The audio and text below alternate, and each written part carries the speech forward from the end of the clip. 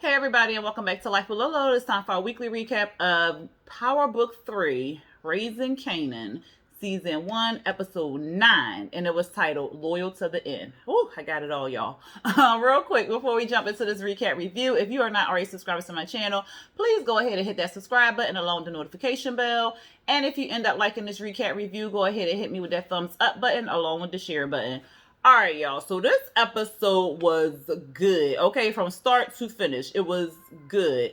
So we see Marvin. He in some alley smoking or whatever, and then this van pull up. So he hop in, and of course, we hear Kanan or 50 Cent or whatever giving like some overview of kill or be killed, something like that, y'all. But anyway.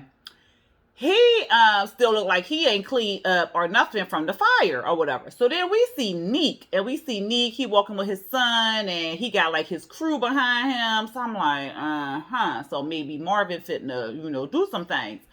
So Neek get his son in the back seat of his car, and then he tell his boys or whatever, go.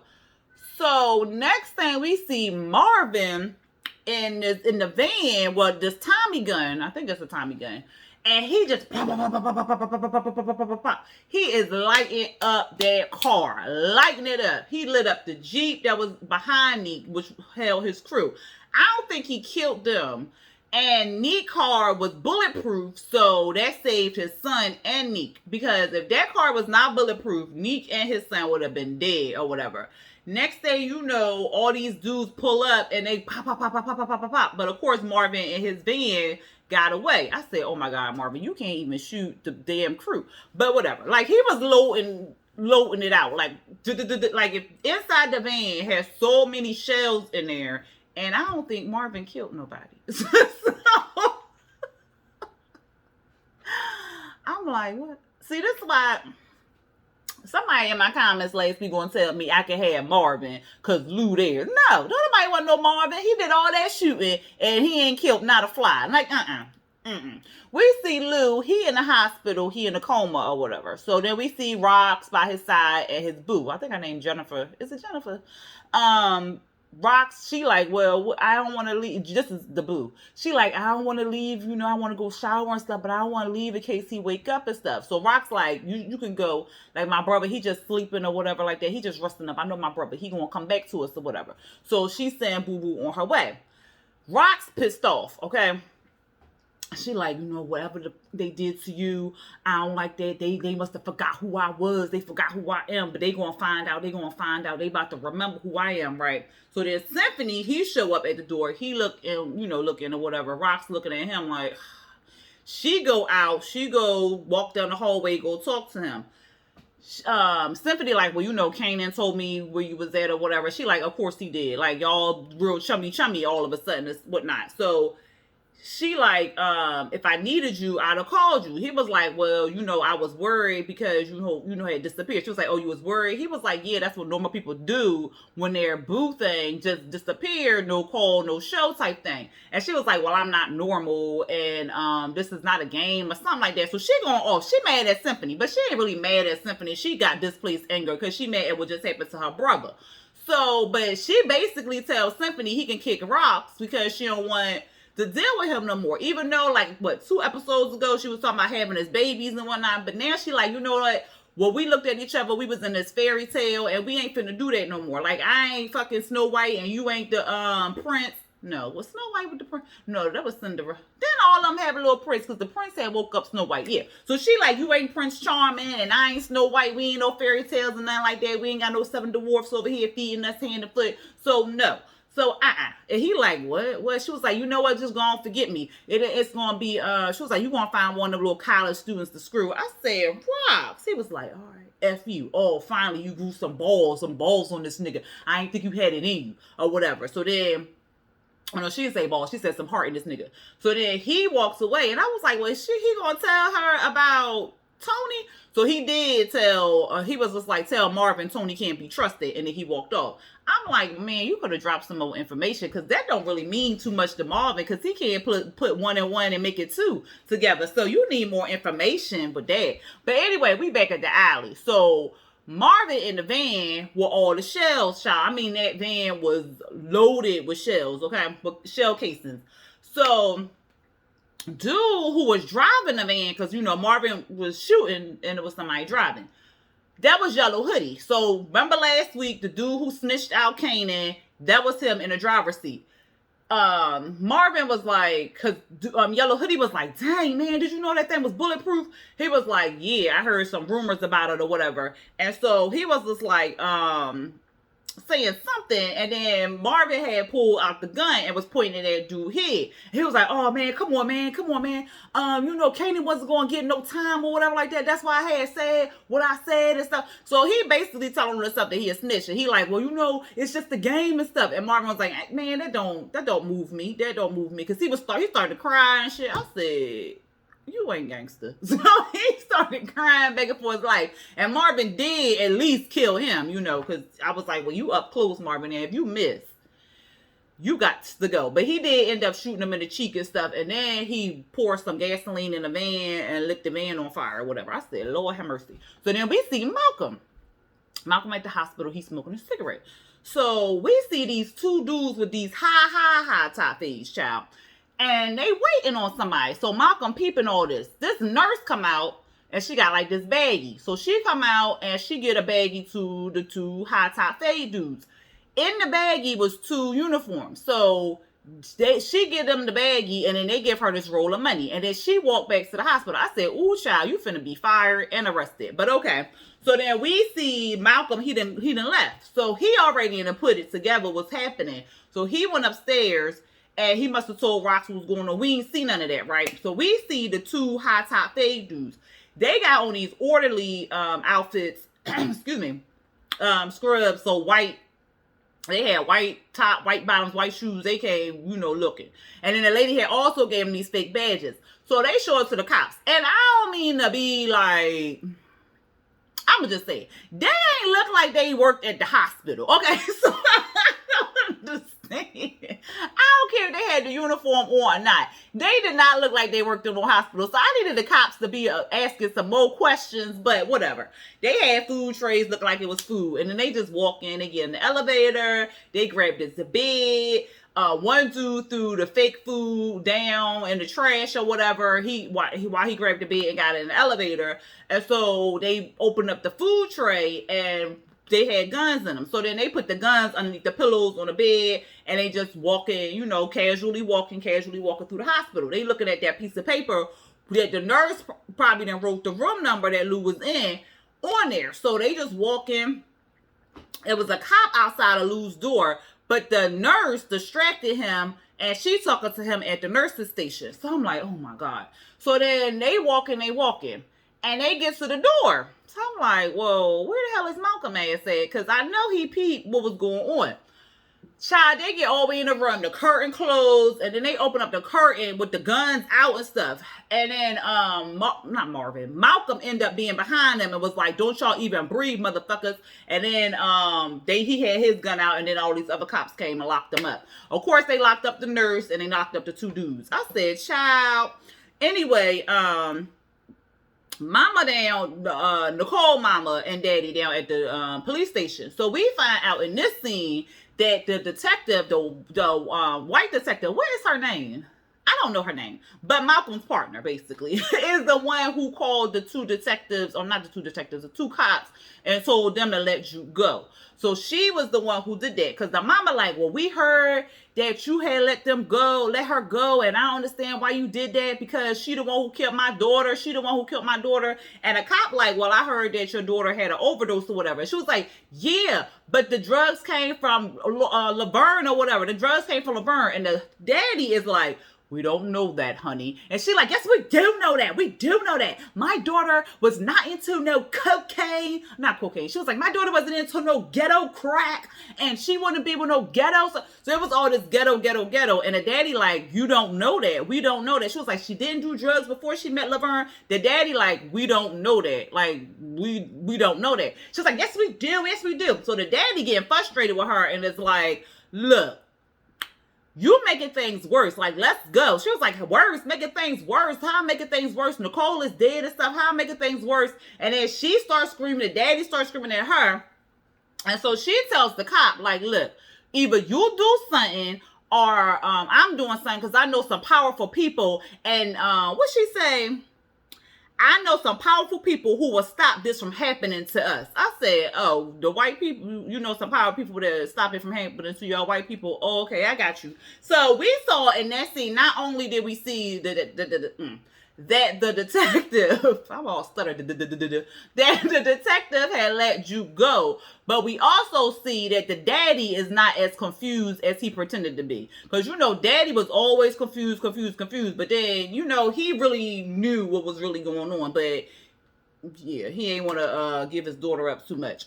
Anyway, we see Malcolm. So Malcolm talking to Rox, talking about something. You lucky I smoked, because I came down here to talk to y'all and to get, you know, talk to Marvin and get information from Marvin, and then I'm all into some little hit or whatever. So you lucky I smoked and stuff. So then he starts talking about something. I gave you enough time to talk to Kanan. Now is the time to pay the rooster. Now you need to come clean, come correct, or I'm putting out a warrant to arrest Kanan. She like, what is you talking about? He like, look, you need to go on tell. And she was like, all right, if I do that for you, then what you need to do for me is back the beep off and let me hit Neek and not say nothing. He was like, well, she was like, stay out my business. He was like, well, I'm gonna stay out your business at a certain distance or whatever. And then he was like, and if I come to you asking you for something, then you need to pay the piper. He was like, when it comes to that kid, then you need to pay the piper.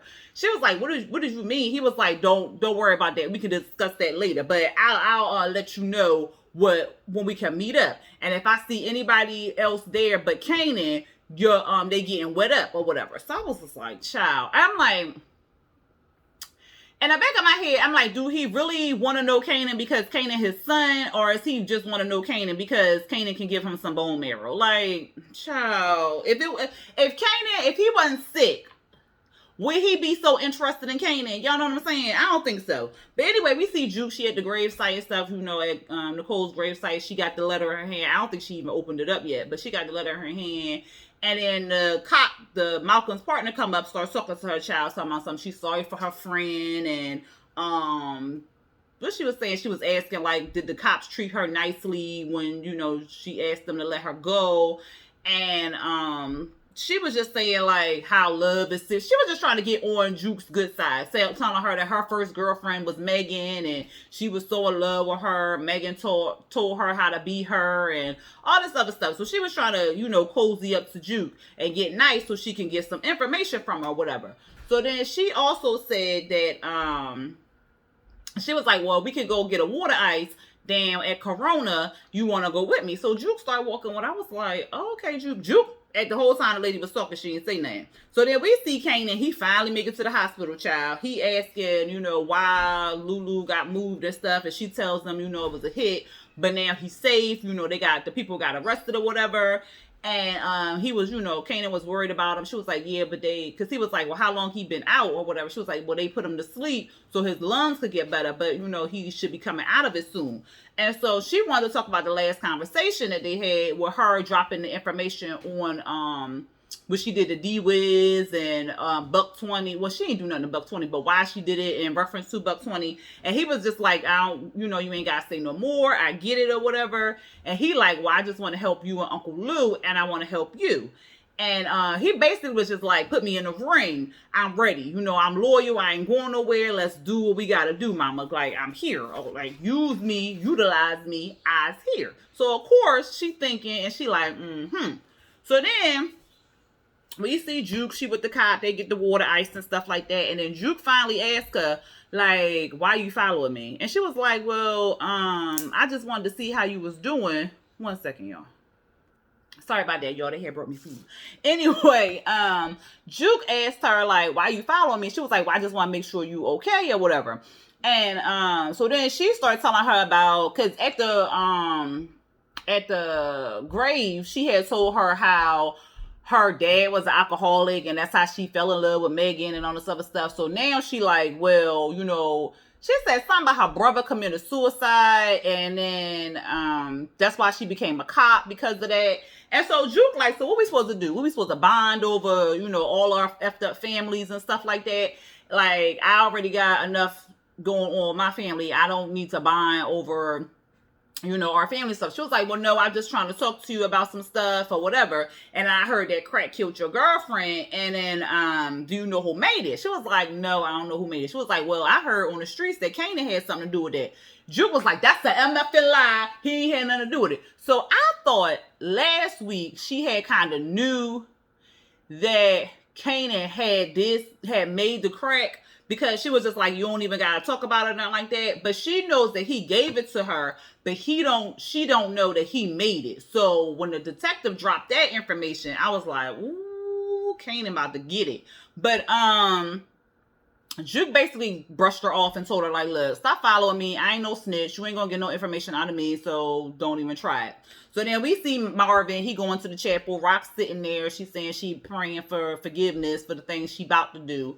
And he tells her that what he did, he was like, well, turns out Neat car is bulletproof or whatever. And he was like, but such and such yellow hoodie, he ain't or whatever. So she was like, didn't I tell you to stand down, Marvin? Didn't I tell you not to do none of that stuff like that? Like, didn't I tell you to just wait or whatever? He was like, well, I don't work for you no more, so I can do whatever I want to do, and I can defend my family the way I can or whatever. So she ends up telling him that they ended up sending hitters for Lou or whatever. So Marvin like, look, this nigga Nick got to go now. He was mad.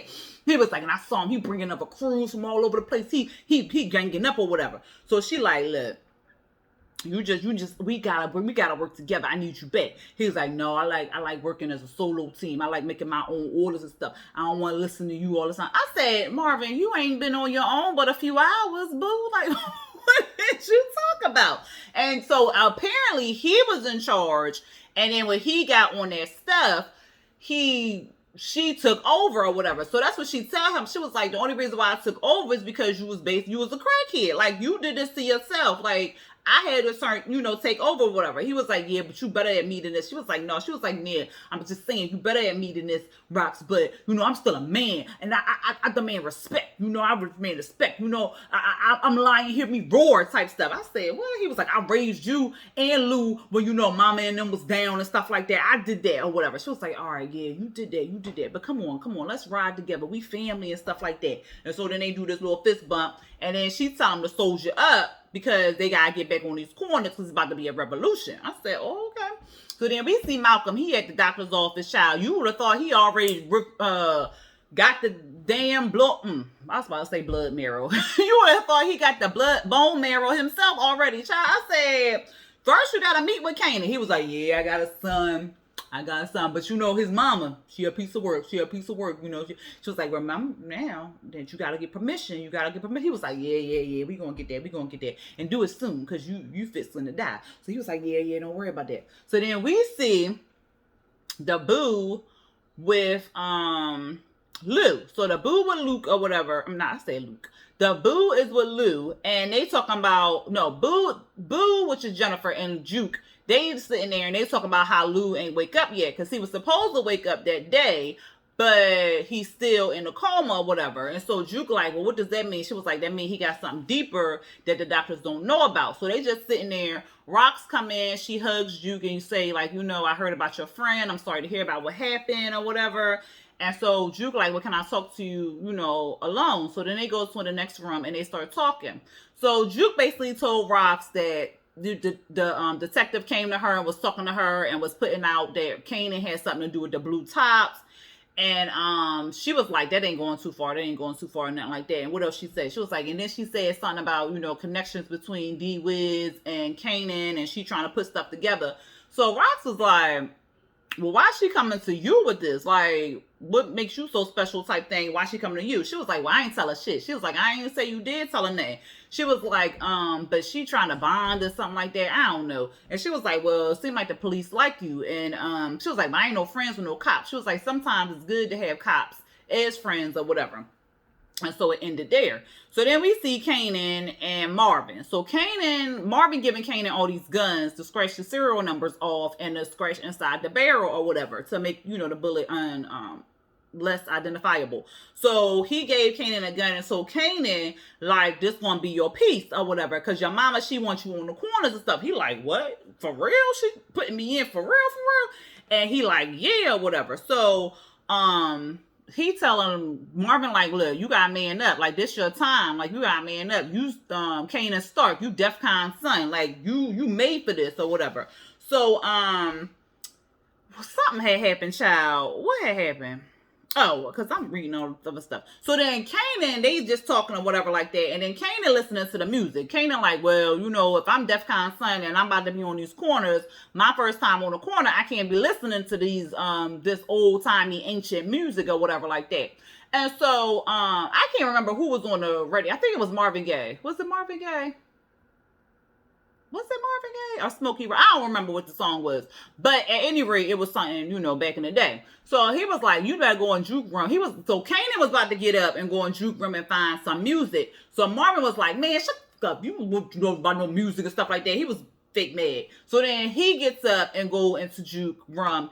And Juke got like all this music, like all these tapes, all these CDs, all this everything sitting around out right there. Marvin basically wanted to snoop, because he go in there, look at some tapes, put them down, look at some other tapes, put them down. Then he started going through the dresser drawers and stuff. Child, the third dresser drawer was stuck. So he's pulling and pulling. It was stuck with a tape, and the tape that Nicole and Juke had made at the mall in their pictures. So I said, oh my God. So then Marvin puts the tape into the VCR. So he looking at it. Kanan come in there and he like, and then Marvin turned it off real quick. He come in there and then he like, oh, Roxas called. She wants 2 guns down at such and such and such. So he like, all right, well, go in and take them. He was like, and you want something? He was like, no, nigga, just go. He was like, dang, cool. Marvin snapping on him. So Kanan leave. Marvin go back to watching the tape. Child, he getting so mad. He just tosses the TV down and it breaks or whatever. I said, oh my God. So then we see Malcolm. He coming into the police station, going to work, talking to his partner and stuff. And she ignoring him. And he like, look, I'm sorry, but I had to do some things. And, I ain't want to put you in the middle of it or whatever. But, things looking up. I'm getting better, yada, yada, yada. So like I said, he already got the bone marrow transfer. Okay. But anyway, she tells him that she been talking to Laverne about the crack. And he was like, yo, didn't I tell you that the Star kid ain't had nothing to do with that or whatever? And she like, look, I still needed to talk to him. I needed to find out what was going on, because the blue caps that's killing these dudes killed her friend. So maybe she knows something about it. He was like, look, didn't I tell you to leave that friend alone? I mean, the family alone or whatever. She was like, what is with you and this family? Like, what's going on with you and this family? So he don't answer her or whatever. And he like, you know what? F this ish. If I can't trust you, then we can't be partners no more. So then he goes, and I'm telling Captain too. I said, that sound like some big baby shit. Like, you mad, so you gonna go I'm gonna tell Captain too. I said, child. Anyway, we see Juke. Marvin then tore her room up. Okay, he done ripped the posters. He done threw stuff all on the floor. He done flipped her mattress over. Everything, child. And then he talking about something. You some kind of girl F. And you get that shit from your mama side of the family or whatever like that. He gonna talk about something, well, who that white bitch? And she like, she dead or whatever. And he was like, that's what she get. That's what happens when you violate God or something like that. I said, says the whole crackhead drug dealer who's shooting people. Thou shalt not kill. Oh, okay. But thou shalt not no, he wasn't committing adultery because Tony wasn't married. But he having sex before marriage. So, sir, you selling crack to the people on the streets. You killing people. So you killing multiple people. Oh, okay. But she kissing some girl. Well, they did sleep together. But whatever. They having a whole lesbian romance, and you mad and talking about that's violating God. But your sin is not, her sin is greater than yours. Well, I mean, that's not a sin. It's not, because if it is, I'm just sinning, child. But anyway, so y'all get what I'm saying? Like, if you saying that she's sinning, then you saying that hers is greater than yours, but you still sinning. Like, child, that whole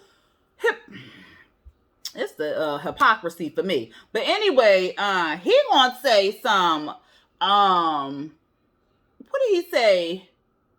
The world is better without her here. And then he stepped on the videotape. So you know VHS is what made that long child. So I'm surprised he didn't pull the tape out. But he ended up stepping on it or whatever. So then she got so mad she spit in his face. Because you know he disrespected her. So she spit in his face. Child, he slapped the shit out of her. She spun around, fell and stuff. They start fighting and whatnot. I'm like, oh my God. But he winning because, you know, she little and he big. And so then all of a sudden he started choking the ish out of her. I said, Marvin, I know she don't die because we saw her in Power Book 3. I'm not Power Book 3. Power. I'm talking about books. Power. But can you let up off this girl's neck? Because you about to choke her to death. So then he talking about something, just because you think you a nigga don't mean you a nigga. And then he finally looked at her and then let her go. I said, oh my gosh. He started crying. She looking like, oh, we is done. And she gets up and walks out the room. He calling behind her, Juke. I'm like, fuck you, nigga. You done went too far. You done said too much. You done did too much. Like, no. Like, So we see Kanan. He with his mama. She teaching him how to shoot. So she teaching him how to shoot some bottles and stuff like that. And she telling him about the good guns and the bad guns. She like, these gun Tech 9s and stuff like that. They jam. They ain't real good. You need something real personal and stuff like that. And then that's how you kill a nigga. You kill 2 shots in the heart and 1 in the head type thing. And then she was like, you know, I'm your mama and I'm telling you how to kill somebody. But you know, I wish that you wasn't here. I wish that you went to that school. I wish this wasn't our reality, but it is. Like, this our reality. We shoot real guns and real gats and people die or whatever like that. So she was like, I'm asking you to kill somebody, and that's a shame because I'm your mama and I'm asking you to kill somebody, but it gotta get done. And then we see Neek. So Neek got his whole crew. He rallying up the crew or whatever. He like, this a motherfucking war. Anybody down with rocks gotta go. I don't care how old they are. They gotta go. And then we see Rocks and she like, you gotta get real up close and personal with it. Okay, that's what you gotta do. Neek like, ain't no peace. Ain't no peace. If you ain't with us, then you die. You got to go. I said, damn. And so then she like, you my son. No, what she said, you ain't my son if you not a killer. You was in this shit because somebody once told me that you was in this shit before you was in this shit, and I wasn't listening to them, but now I'm listening to them. And so then Neek like, we got old scores that need to be settled today. Old debts settled today. Man, woman, child. I want all them people fucking with Rocks dead.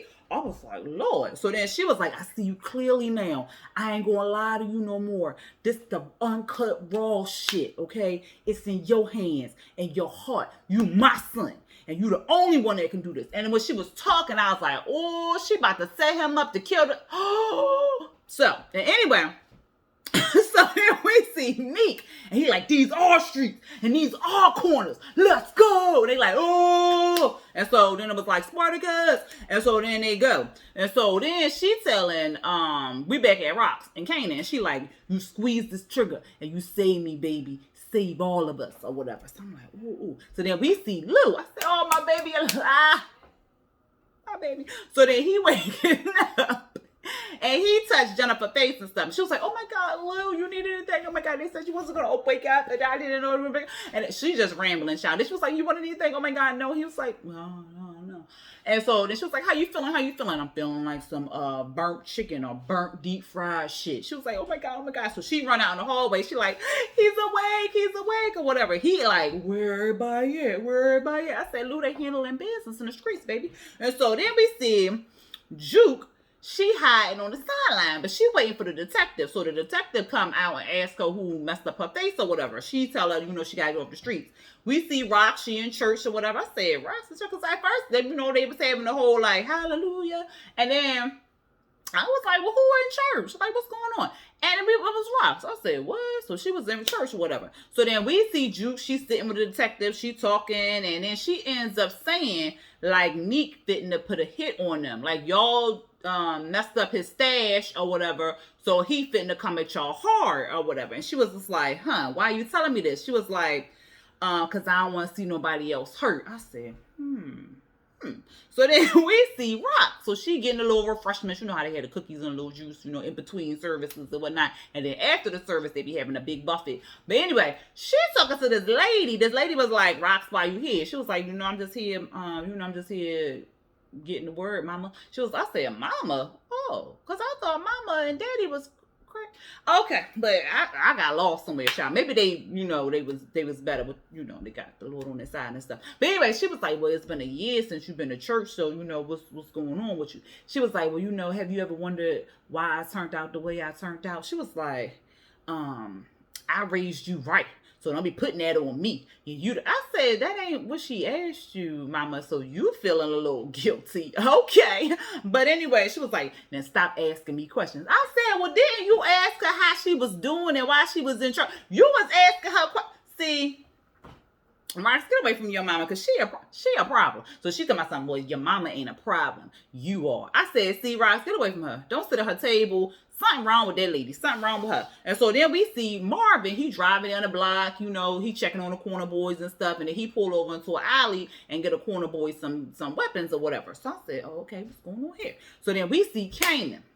Kanan walking down the street with this little grocery bag. And then he pulled out, he trying to be incognito. And so he walking down the street and stuff with his hoodie on. His hoodie falling off. I said, boy, put your hoodie on. Like, you supposed to be undercover. So put your hoodie on. So then he take the something out the baggie. So it's Neek jacket. I said, I knew this. See, I knew that was going to happen. But anyway, he put the jacket on him or whatever.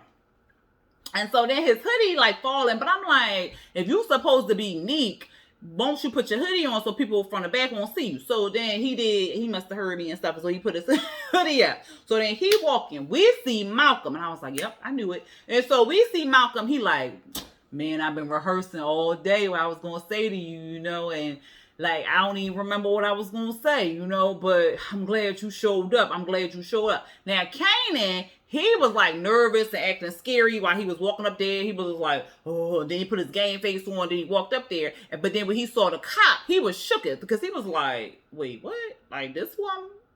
Like, wait a minute, mama, what? So then the cop was just talking and rattling on or whatever like that. And so he was like, wait a minute, that jacket you got on, that ain't yours. So then Kanan took that as the code and pulled out his gun. And then he was like, man, you don't want to do that, son. You don't want to do that, man. You don't want to do that. And so then he was like, Rox is setting you up. And then, bow, he shot him. So then Rox told him 2 shots to the heart and then 1 to the head. And then we hear 50 or whatever talking about some, you want to take the weight that ain't yours or something like that. And he was like, I am. And so then we heard another gunshot. But we didn't hear like 3 of them. So I was just like, Kanan, did you mess that up? How you shoot somebody close range? Because at the next clips we saw, they wheeling the cop into the hospital. I said, Lord, Kanan, if you messed that up.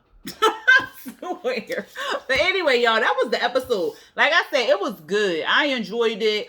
Marvin can kick rocks. Like, Juke, but I wonder if Juke ends up killing him. I can't remember if she said something about her daddy in power. But if she killed him, I wouldn't shed a tear. But anyway, y'all let me know what y'all felt about that episode down there in them comments. If you are not subscribed to my channel, please go ahead and hit that subscribe button and the notification bell to be notified when I drop new videos. And if you ended up liking this recap review, go ahead and hit me with that thumbs up button along with the share button. All right, y'all. Until next time. Peace.